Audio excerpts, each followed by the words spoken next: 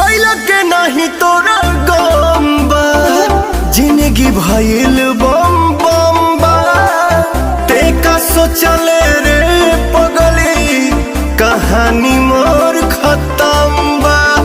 ए सुना खा के भोला के कसम कहिले खाली तोहरे से प्यार हम करिले।